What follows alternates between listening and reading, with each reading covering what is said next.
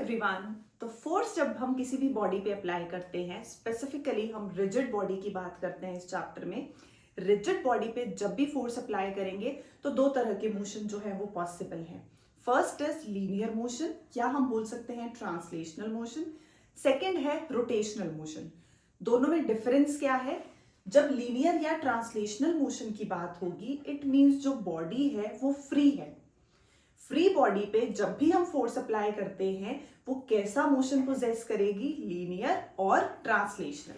तो हमारे पास अगर कोई भी ऑब्जेक्ट है, उस ऑब्जेक्ट पे हमने फोर्स लगाई। फोर्स लगाने के बाद ये कैसी बॉडी है? फ्री बॉडी है। ये स्ट्रेट पाथ पे मूव कर गई। इट मींस ऑब्जेक्ट ने लीनियर मोशन पोजेस किया। क्यों? क्योंकि वो फ्री थी। केस 2, अगर हम किसी भी बॉडी को एक पॉइंट पे फिक्स कर देते हैं, हमने इसको यहां पे फिक्स्ड पॉइंट ले लिया।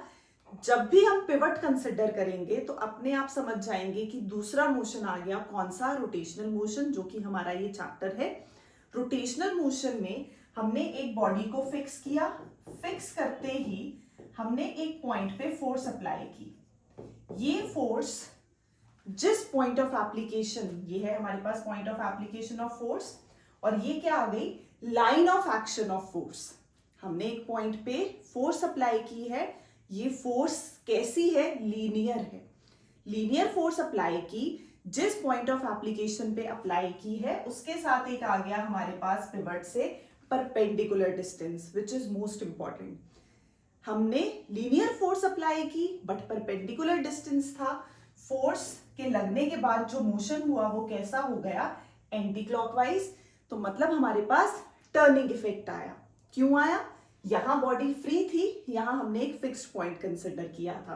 तो रोटेशनल मोशन मींस फोर्स लगी रिजिड बॉडी पे विच इज पाइवटेड, कॉजेस कौन सा मोशन? Rotational motion. यहां पे एग्जांपल्स क्या थे? कोई भी बॉल पड़ी है फ्लोर पे, हमने उसको फोर्स अप्लाई की तो बॉल को पुश किया हमने, तो हमारे पास लीनियर मोशन होगा। रोटेशनल मींस हमने उसकी एक्सिस फिक्स कर दी, हमने उसका जो पॉइंट है वो क्या कर दिया? फिक्स कर दिया। नेक्स्ट, सेकेंड हमारे पास मूवमेंट ऑफ फोर्स। तो मूवमेंट ऑफ फोर्स मींस हमने एक रिजिड बॉडी कंसिडर की है। रिजिड बॉडी कौन सी बॉडी होती है? जिसपे जब हम फोर्स अप्लाई करते हैं तो उसके शेप या साइज में चेंज नहीं आएगा। तो रिजिड बॉडी ली, point of application of force लिया, हमने इस पॉइंट पे फोर्स अप्लाई की। ये है हमारी अप्लाइड फोर्स। अब हमने देखा पिवट से जिस पॉइंट पे फोर्स लग रही है उसके विद रिस्पेक्ट टू हमने एक परपेंडिकुलर डिस्टेंस कंसिडर किया। किसके साथ? Line of action of force के साथ एक परपेंडिकुलर डिस्टेंस है। उसकी वजह से हमारे पास जो बॉडी है वो कैसा मोशन प्रोड्यूस करेगी? एंटी क्लॉकवाइज प्रोड्यूस कर रही है इस केस में। तो मींस क्या आ गया? टर्निंग इफेक्ट आ गया, जिसको हम क्या बोलते हैं? Turning effect. किसकी वजह से आया? आया तो इस लीनियर फोर्स की वजह से, बट क्योंकि हमारे पास एक फिक्स्ड पॉइंट था तो बॉडी ने एंटी क्लॉकवाइज मोशन प्रोड्यूस किया, तो इससे movement of force term generate हुई। मूवमेंट ऑफ फोर्स क्या है? Turning effect on the body about an axis is due to the movement of force. Movement of force को और हम क्या बोलते हैं? टॉर्क बोलते हैं। तो हमारे पास टॉर्क किन किन फैक्टर्स पे डिपेंड करता है? तो फॉर्मूला क्या है टॉर्क का? Torque is either force into this perpendicular distance. जो हमने ये फोर्स अप्लाई की है, this applied force into perpendicular distance. तो factors affecting the turning effect of a body, ये भी इंपॉर्टेंट है। किन किन फैक्टर्स पे मूवमेंट ऑफ फोर्स डिपेंड करता है? तो टाओ के सामने दो फिजिकल क्वांटिटीज मेंशन्ड हैं, वो उन दोनों पे डिपेंड करेगा। दोनों के साथ कैसा रिलेशन है? लीनियर रिलेशन है। तो means movement of force is directly proportional to the magnitude of the force applied. Secondly, to the perpendicular distance of the line of action of force from the axis of rotation. Axis of rotation कहां बनी? जहां पे हमने fix कर दिया। जिस point पे हमने फिक्स किया और हमने क्या की? रोटेशन प्रोड्यूस करवाई है। Measurement of movement of force हम करते कैसे हैं? तो यही फॉर्मूला आ जाता है। Movement of force is force into this distance. कौन सा? Perpendicular distance. कहां से? ओ हमारा फिक्स्ड पॉइंट था।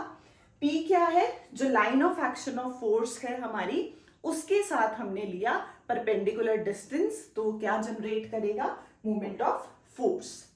नेक्स्ट हमारे पास मोमेंट ऑफ फोर्स के एसआई यूनिट्स, तो टॉर्क क्या है, F इंटू आर है, तो न्यूटन मीटर। सीजीएस में हम लिख सकते हैं डाइन सेंटीमीटर। रिलेशन दोनों का एसआई और सीजीएस का, तो जैसे 1 न्यूटन इज 10 पावर, हमारे पास कितना होता है, 1 न्यूटन इज 10 पावर 5 डाइन। तो जैसे हम जूल को अर्ग्स में कन्वर्ट करते हैं, वैसे ही same 1 newton metre is 10 power 7 dyne centimetre. Next gravitational units बहुत इंपॉर्टेंट है, क्योंकि हम यही यूज करते हैं अपने न्यूमेरिकल्स में। 1 किलोग्राम फोर्स इनटू मीटर, तो बेसिकली 1 किलोग्राम फोर्स कितनी होती है, 9.8 न्यूटन होती है। तो मीटर तो सेम है, तो हमने किलोग्राम फोर्स की जगह क्या ले लिया, 9.8 Newton. Second 1 gram force into centimetre, तो ग्राम फोर्स को चेंज करने के लिए हम क्या यूज करते हैं, 980 डाइन। तो 1 gram force is 980 dyne centimetre. Next हमारे पास साइन कन्वेंशन, तो ये भी फिक्स है, हम एंटी क्लॉकवाइज मूवमेंट को पॉजिटिव लेते हैं और क्लॉकवाइज मूवमेंट को नेगेटिव लेते हैं। फिर से एंटी क्लॉकवाइज मूवमेंट को पॉजिटिव लेंगे और क्लॉकवाइज मूवमेंट को नेगेटिव लेंगे। Next direction of rotation of a body, तो हमने direction of rotation of a body change करनी है। इसके लिए 2 स्टेप्स हैं हमारे पास, जिनको लेके हम डायरेक्शन ऑफ रोटेशन चेंज कर सकते हैं। सबसे पहले है bye changing the point of application of force. Initially हमने फिर से एक बॉडी कंसिडर की, रिजिड बॉडी ली, पिवट फिक्स पॉइंट ले लिया उसका, हमने सबसे पहले उसको फोर्स यहां अप्लाई की। तो जब हम फोर्स ऐसे लगाएंगे, पिवट से line of application of force क्या बन गई, line of application of force, pivot के साथ डिस्टेंस परपेंडिकुलर डिस्टेंस, फोर्स ऐसे लग रही है, मोशन इस तरफ को जनरेट होगा, तो कैसा आया, एंटी क्लॉकवाइज। और हम एंटी क्लॉकवाइज मूवमेंट को क्या लेते हैं, पॉजिटिव लेते हैं। सेकेंडली हमने point of application of force change किया, पहले हमने नीचे लगाई थी, अब हमने ऊपर पॉइंट ले लिया। अब जब हम यहां फोर्स लगाएंगे, फिर से फिक्स्ड पॉइंट, दोनों के बीच में डिस्टेंस हमारे पास हो गया r। हमने जब फोर्स लगाई, बॉडी मूव करेगी, कैसा मोशन जनरेट करेगी, क्लॉकवाइज मूवमेंट। और क्लॉकवाइज मूवमेंट कैसे लेते हैं हम, नेगेटिव लेते हैं। सेकेंड हम चेंज करेंगे bye changing the direction of force. पहले कैसे किया, by changing the point of application of force. Secondly कैसे करेंगे, bye changing the direction of force, मतलब हमने पॉइंट फिक्स कर दिया। पिछली बार हमने डायरेक्शन जो फोर्स की थी वो सेम रखी, दोनों इस तरफ को लग रही हैं। यहां पे हमने पॉइंट फिक्स किया, बट हमने फोर्स की डायरेक्शन चेंज कर दी। तो जब हम फोर्स ऐसे लगाएंगे तो बॉडी कैसे जाएगी, एंटी क्लॉकवाइज। जब हम फोर्स नीचे की तरफ को लगा रहे हैं तो बॉडी कैसा मोशन प्रोड्यूस करेगी, क्लॉकवाइज। तो ये 2 मेथड्स हैं जिनसे हम क्या कर सकते हैं, जिनसे हम डायरेक्शन ऑफ रोटेशन चेंज कर सकते हैं। एक हमने किया by changing the point of application of force, but direction same थी। यहां हमने डायरेक्शन चेंज कर दी, but point of application same ले लिया। नेक्स्ट हमारे पास आ गया एग्जांपल्स। तो टॉक किन किन एग्जांपल्स पे डिपेंड कर रहा है। सबसे बेस्ट डोर का एग्जांपल, हिंज हमारा रिप्रेजेंट करता है फिक्स्ड पॉइंट को। हिंज से लेकर हैंडल तक का जो डिस्टेंस होता है उसको हम क्या बोलते हैं, आर। हैंडल पे हम अप्लाई करते हैं फोर्स, तो हैंडल पे हम फोर्स अप्लाई करेंगे और हिंज हमारा यहां पे है। तो अभी हमने पीछे किया, जो मूवमेंट ऑफ फोर्स है या टॉर्क है, ये किस पे डिपेंड करता है, फोर्स पे, और ये किस पे डिपेंड करता है, परपेंडिकुलर डिस्टेंस पे। अगर हमें ह्यूमन वर्क कम करना है, मींस हमें अपनी लेबर कम करनी है, फोर्स जो है उतनी वैल्यू रखें, हम डिस्टेंस इंक्रीज कर दें। अगर हम ये हैंडल यहां पे प्लेस करते तो आर की वैल्यू स्मॉल हो जाती। हिंज से आर का जो डिस्टेंस है, मींस हिंज से लेकर जो point of application of force है वहां का डिस्टेंस स्मॉल हो जाता। अगर डिस्टेंस स्मॉल हो गया तो हमारा जो टर्निंग इफेक्ट है उसको अगर हमें लेके आना है तो हमें फोर्स ज्यादा लगानी पड़ेगी। तो इस केस में हमने क्या किया है, आर मैक्सिमम यहां, तो हम जो डोर पे हैंडल रखते हैं वो बिल्कुल एंड में, ऑलमोस्ट एंड में रखते हैं, ताकि हम हिंज से हैंडल तक मैक्सिमम आर ले सकें। तो अगर हम आर मैक्सिमम रखेंगे तो हम कम फोर्स क्या होगी, मिनिमम, क्योंकि जो टॉर्क है वो तो कांस्टेंट है, दरवाजा खोलना मोटिव है। तो जब हमें डोर ओपन करना है, डोर ओपन करने के लिए हम दो चीजें बढ़ा सकते हैं, इधर एफ और आर। तो एफ अपना काम नहीं बढ़ाएंगे, आर बढ़ा देंगे, तो एफ की वैल्यू क्या हो जाएगी, कम हो जाएगी। Similarly for turning a steering wheel, तो स्टीयरिंग के लिए भी ये हमारा फिक्स्ड पॉइंट होता है, पिवट, और यहां तक का जो डिस्टेंस है वो क्या हो गया, आर। अब जब हम यहां इसको फोर्स अप्लाई कर रहे हैं तो ये एंटी क्लॉकवाइज या क्लॉकवाइज मूवमेंट प्रोड्यूस करेगा। तो सारा खेल किसका है, आर का। अगर हमें एफ कम रखना है तो हमें आर की वैल्यू ज्यादा रखनी पड़ेगी। अगर हमें स्मॉल एफ चाहिए, मीन्स हमें मिनिमम वर्क करना है, तो मैक्सिमम आर कर दो, ताकि कांस्टेंट टॉर्क आ जाए, कांस्टेंट मूवमेंट ऑफ फोर्स आ जाए। Next, turning of a toothed wheel of a bicycle, same ये भी, ये हमने फोर्स लगाई और जो ये है, ये फोर्स कहां लग रही है, मैक्सिमम डिस्टेंस पे लग रही है, आर की वैल्यू ज्यादा रखी है। नेक्स्ट, स्पैनर, अगेन हैंडल जो है वो हमने लॉन्ग लिया है, ये हमारा फिक्स्ड पॉइंट हो गया, यहां से यहां तक का जो डिस्टेंस है वो हमारा आर होगा। अब मोटिव क्या है, फिर से टर्निंग इफेक्ट, नट को या ओपन करना है या उसको टाइट करना है तो हम फोर्स अप्लाई करेंगे, लेकिन हमें क्या करना है, फोर्स अप्लाई करनी है तो हम आर की वैल्यू क्या लेंगे, मैक्सिमम लेंगे, ताकि जो एफ है वो हमारा मिनिमम अप्लाई हो। Next, similarly hand floor grinder, तो उसके लिए भी कम मेहनत करनी पड़े, ये नहीं कि हमें बहुत ज्यादा जोर लगाना है। तो अगर हम आर की वैल्यू स्मॉल कर देते हैं इन सब केसेस में, तो एफ की वैल्यू बढ़ जाती है, क्योंकि कांस्टेंट क्या है, कांस्टेंट है मूवमेंट ऑफ फोर्स, एफ और आर, ये कांस्टेंट है, मतलब बॉडी को मूव तो करना है, रोटेशन तो प्रोड्यूस करनी है। अब इन दोनों में से आप कर सकते हो, अगर आप इसकी वैल्यू 5 लेते हो, इसकी 2 लेते हो, आंसर 10 न्यूटन मीटर ही आएगा, constant value. 10 movement of force चाहिए हमें रोटेट करने के लिए। बट हम ये भी तो कर सकते हैं कि हम F2 ले लें और R की वैल्यू 5 कर दें, ताकि फोर्स हम कम लगाएं, डिस्टेंस हमने ज्यादा कर दिया, 10 न्यूटन मीटर वैसे भी आ जाएगा। तो मिनिमम R करने से, मैक्सिमम R करने से फोर्स मिनिमम लगाई जा सकती है। नेक्स्ट, कपल, तो कपल क्या है, फिर से हमारे पास अगर एक ऑब्जेक्ट, हमने रॉड कंसिडर की, हमने दोनों पे यहां से इसको फिक्स कर दिया, ये हो गया पॉइंट पाइवटेड, हमने इस पॉइंट पे भी फोर्स एफ अप्लाई की, दूसरी साइड में भी फोर्स एफ अप्लाई की, दोनों फोर्सेस की डायरेक्शंस कैसी हैं, ऑपोजिट। डायरेक्शन ऑपोजिट मींस हमें क्या प्रोड्यूस करना है, हमें नेट टर्निंग इफेक्ट प्रोड्यूस करना है।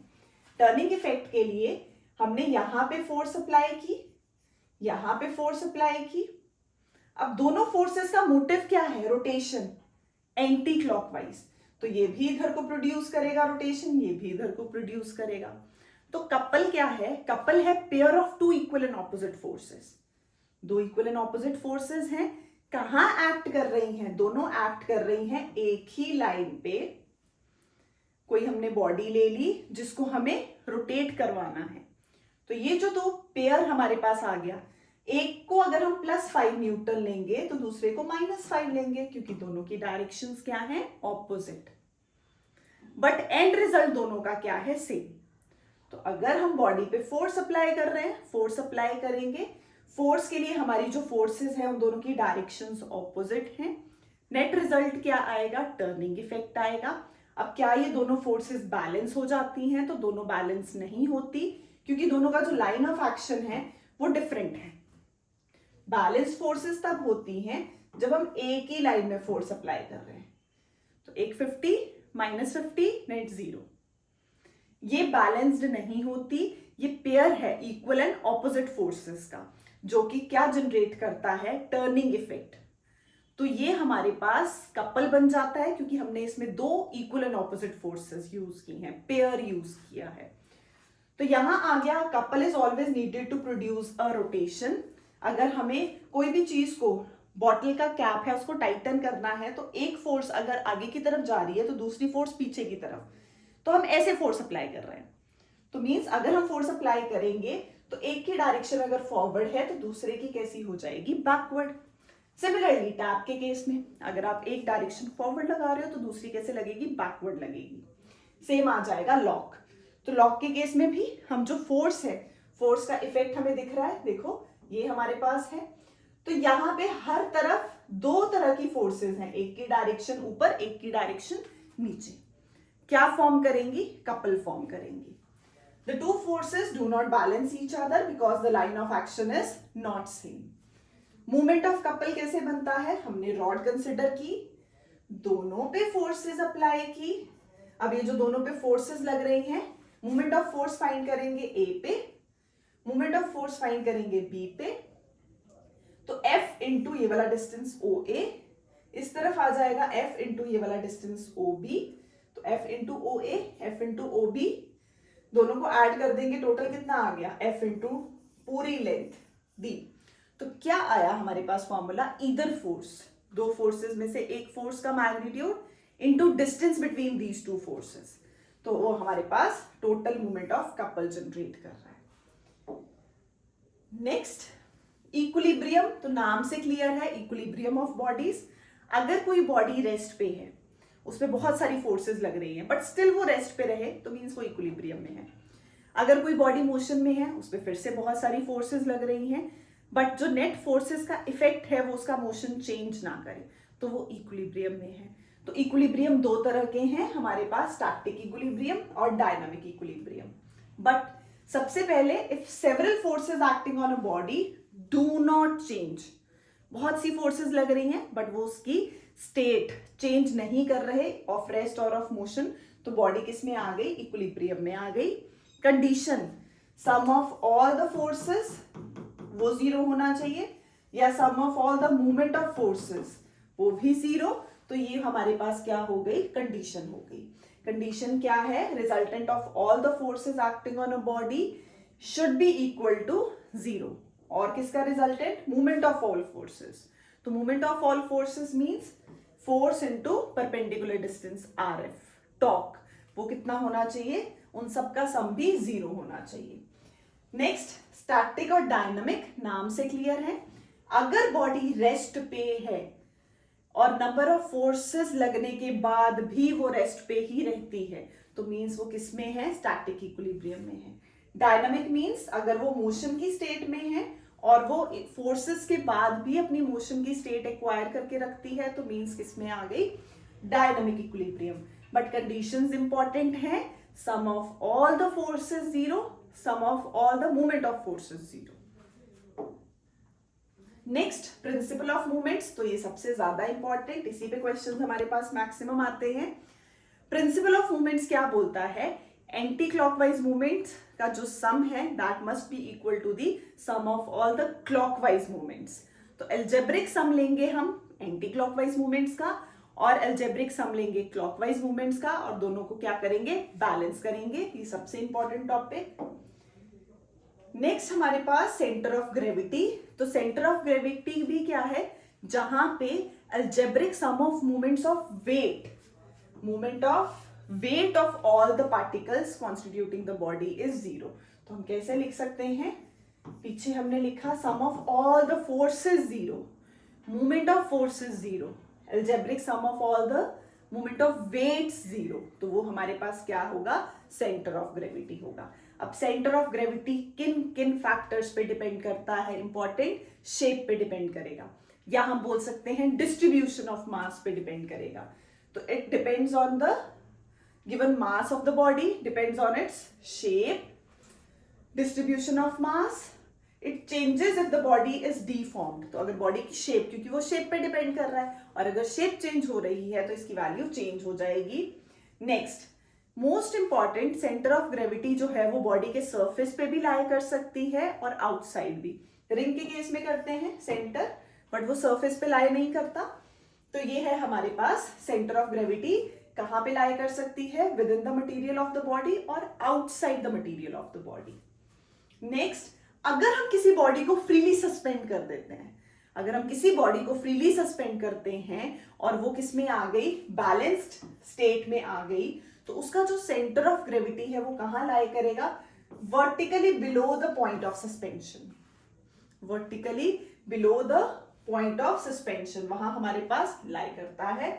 और स्टेबल इक्विलिब्रियम के लिए जो सेंटर ऑफ ग्रेविटी है वो जितना लो हो उतना अच्छा होता है। ये हमने पढ़ा है कि हमारे पास जो स्टेबल इक्विलिब्रियम है उसमें जो सेंटर ऑफ ग्रेविटी है that must be as low as possible, but it must be above the base and near its geometric centre. तो इसमें हमने डिफरेंट बॉडीज की शेप्स के लिए पढ़ा है। सबसे ज्यादा रॉड के लिए हमें क्वेश्चन आता है, तो रॉड के लिए जो सेंटर ऑफ ग्रेविटी है कहाँ लेते हैं, सेंटर में लेते हैं। सर्कुलर रिंग के लिए अगेन सेंटर, डिस्क के लिए आ गया, ट्रायंगुलर लैमिना तो बेसिकली ट्रायंगल के लिए मीडियंस लेंगे और उनका जो हमारे पास मिड पॉइंट है वो हमारे पास आ जाएगा, उनका जो पॉइंट ऑफ इंटरसेक्शन है वो आ जाएगा, तो point of intersection of the medians. तो डिफरेंट शेप्स के लिए हमें याद करना होता है। स्क्वायर के लिए again diagonals low, point of intersection देखो, तो जहां वो इंटरसेक्ट कर रहे हैं वो हमारा क्या हो गया, centre of gravity. Last but most important again uniform circular motion. तो यूनिफॉर्म सर्कुलर मोशन हमारे पास क्या है, बॉडी जब इक्वल डिस्टेंस ट्रेवल करती है in equal intervals of time तो हमारे पास यूनिफॉर्म मोशन होगा, और वो चीज जब सर्कुलर पाथ पे होगी तो बन जाएगा uniform circular motion. Uniform circular motion की सबसे इंपॉर्टेंट चीज स्पीड कांस्टेंट है बट डायरेक्शन चेंज हो रही है। हर पॉइंट पे डायरेक्शन चेंज, स्पीड कांस्टेंट है v है but direction keeps on changing. तो डायरेक्शन चेंज होने की वजह से वेलोसिटी भी चेंज होती है। तो यूनिफॉर्म सर्कुलर मोशन के लिए speed constant but direction variable. Speed constant मतलब हमारे पास जो मैग्नीट्यूड है वो कांस्टेंट हो गया, बट वेलोसिटी भी क्या हो गई, वेरिएबल। तो कैसा मोशन है, एक्सेलरेटेड मोशन है। But on the other side अगर हम यूनिफॉर्म लीनियर मोशन लेते हैं तो uniform means again equal distance in equal intervals of time on a linear path, but इस पॉइंट पे स्पीड भी कांस्टेंट, डायरेक्शन भी कांस्टेंट, वेलोसिटी भी कांस्टेंट, तो एक्सेलरेशन हो गई जीरो। इसीलिए इसको हम कैसा मोशन बोलते हैं, अनएक्सेलरेटेड मोशन बोलते हैं। तो यूनिफॉर्म के लिए a stone tied to a thread, uniform linear कोई भी बॉडी कांस्टेंट स्पीड से मूव कर रही है स्ट्रेट पाथ पे। एक्सेलरेशन सर्कुलर के केस में v²/r, बट इधर कितनी हो जाती है, जीरो हो जाती है। यूनिफॉर्म सर्कुलर मोशन में डायरेक्शन हमेशा चेंज करती है, बट यूनिफॉर्म लीनियर मोशन में जो डायरेक्शन है वो क्या होगी, कांस्टेंट होगी। Bye bye.